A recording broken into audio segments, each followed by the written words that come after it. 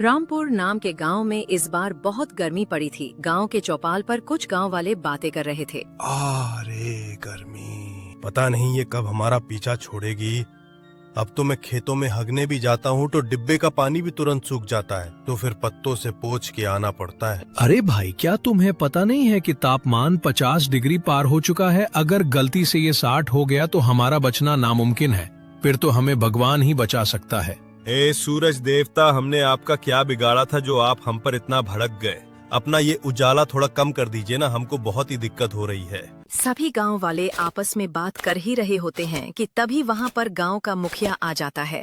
अरे गांव वालों, तुम यहाँ पे क्या कर रहे हो? क्या तुम्हें पता नहीं कि गर्मी कितनी तेज पड़ रही है? अगर कोई इस गर्मी की चपेट में आ गया तो का मरना तो निश्चित है। अरे मुखिया जी, हम भी इसी विषय में बात कर रहे हैं कि इस गर्मी से कैसे पीछा छुड़ाएं। इस गर्मी के आगे तो कूलर पंखा भी फेल है। हाँ गांव वालों, तुम सही कह रहे हो। अगर कूलर पंखे के सामने बैठो तो वो भी आग उगल रहे हैं। लगता है सूरज देवता हमसे बहुत ही ज्यादा गुस्सा है। हाँ मुखिया जी, हमें इस गर्मी का कुछ तो करना पड़ेगा, नहीं तो सारे गांव वाले इस भीषण गर्मी से बीमार हो जाएंगे और उनकी मृत्यु भी हो सकती है। तुम सही कह रहे हो गांव वालों, हमें इस गर्मी का कुछ तो करना पड़ेगा। फिलहाल अभी तुम सब घर जाओ, हम इस गर्मी का जल्दी ही कुछ करेंगे। मुखिया की बात से सहमत होकर सभी गांव वाले अपने अपने घर चले जाते हैं। अरे जी सुनते हो, हमारा कूलर फिर से खराब हो गया है। आप जल्दी से इस कूलर को ठीक करा के लाइए। मैं इस तपती गर्मी में नहीं रह सकती। क्या ये कूलर फिर से खराब हो गया? पिछले हफ्ते ही तो मैंने इसको ठीक कराया था। अब इसमें क्या बीमारी आ पड़ी? मैंने आपसे कितनी बार कह दिया है कि एक नया एसी लगवा लेते हैं, लेकिन आपकी समझ में कहाँ ही आती है मेरी कोई बात। तुम्हारा दिमाग तो खराब नहीं हो गया सीमा? क्या तुम्हें पता है कि एसी की हवा हमारे शरीर के लिए कितनी खतरनाक होती है और इससे हमारी जान को खतरा है? तो ठीक है, अगर आप एसी नहीं लगवा सकते तो जाइए इस कूलर को ठीक करा के लाइए। मैं इतनी तपती गर्मी में नहीं रह सकती। मेरा एक दोस्त है बिरजू, जो कूलर पंखे ठीक करता है। तुम यहीं रुको, मैं अभी उसको बुला कर लाता हूँ।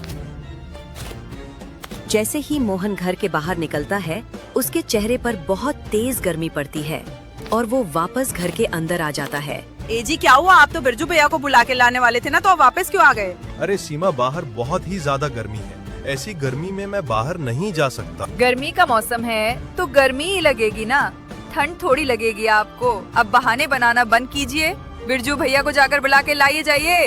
अब तुम कहती हो तो मैं चला जाता हूँ, लेकिन अगर मुझे कुछ हो गया तो, अगर मेरी तबीयत खराब हो गई तो मेरा क्या होगा? मेरे पति परमेश्वर, कुछ नहीं होगा आपको। आप बाहर जाइए तो सही। अगर आप बीमार हो गए तो मैं आपको डॉक्टर के पास ले चलूंगी।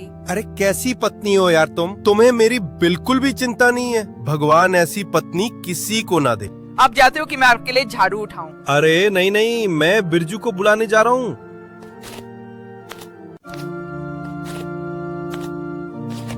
अरे घर में कोई है? बिरजू, ओ बिरजू, अरे कहाँ है तू? और तभी घर के बाहर बिरजू की माँ आकर मोहन से कहती है, क्या हुआ बेटा? कौन हो तुम और तुम बिरजू को क्या बुला रहे हो? अरे मां जी, बिरजू मेरा बहुत ही पुराना दोस्त है।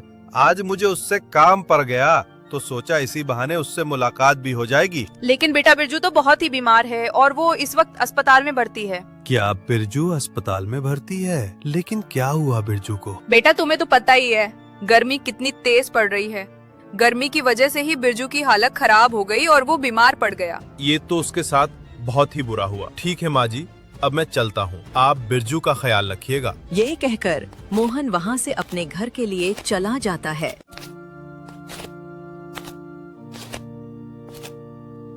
अरे अरे, ये आपके चेहरे को क्या हुआ? आपका चेहरा देखकर तो मेरी हंसी ही बंद नहीं हो रही। ये तुम क्या कह रही हो? अरे अब जल्दी से अपना मुंह धो कर आइए। अगर आपकी ये शक्ल किसी और ने देख ली तो वो डर के मारे वही बेहोश हो जाएगा। अरे आप तो बिरजू भैया को बुलाने गए थे ना, तो फिर वो आपके साथ क्यों नहीं आए? सीमा, बिरजू बहुत बीमार है और वो इस समय अस्पताल में भर्ती है। क्या बिरजू भैया अस्पताल में भर्ती है?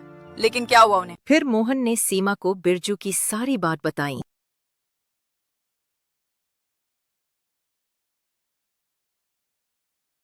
अरे ये तो बहुत ही बुरा हुआ बिरजू भैया के साथ। पता नहीं ये गर्मी अब किस किस को बीमार करेगी। कुछ देर बाद वो व्यक्ति अपनी धोती लेने बाहर आता है, लेकिन उसकी धोती गर्मी के कारण जलकर फट जाती है। हाय राम, ये क्या हो गया? इस गर्मी ने तो मेरी धोती ही जला दी। अब मैं क्या पहनूंगा? मेरे पास तो केवल पहनने के लिए एक ही धोती बची थी, वो भी इस गर्मी ने जला दी। माँ, मुझे बहुत ही तेज चक्कर आ रहे हैं और मेरा सिर बहुत तेज दुख रहा है। बेटा, मैंने तुझे मना किया था ना कि तू घर के बाहर मत निकल, बहुत तेज गर्मी है, लेकिन तूने मेरी एक ना सुनी।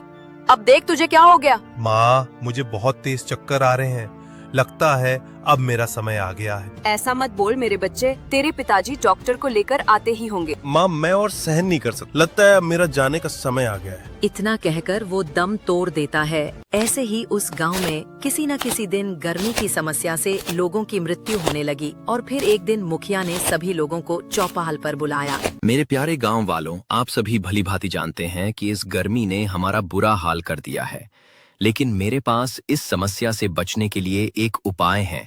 गांव के तालाब के पास एक बाबा जी पेड़ के नीचे तपस्या करते हैं। हमें उनके पास चलना चाहिए, हो सकता है वो हमारी कुछ मदद कर दें। मुखिया जी सही कह रहे हैं, हमें उन बाबा जी के पास जरूर चलना चाहिए। हो सकता है वो हमें इस गर्मी से छुटकारा दिला दे। भाइयों, सभी गांव वाले मुखिया के कहने पर उन बाबा जी के पास चले जाते हैं।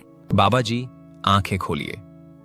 हम सभी गांव वालों को आपकी सख्त जरूरत है बाबा जी।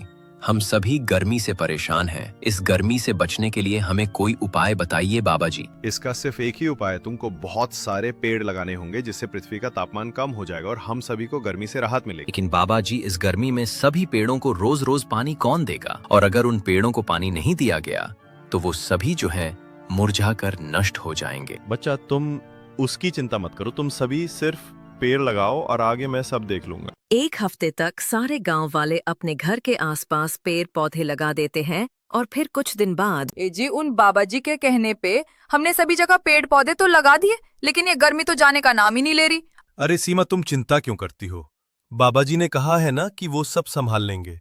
तुम उन पर विश्वास करो, सब ठीक हो जाएगा। ऐसे ही कुछ दिन बाद बहुत जोरों की बरसात हो जाती है।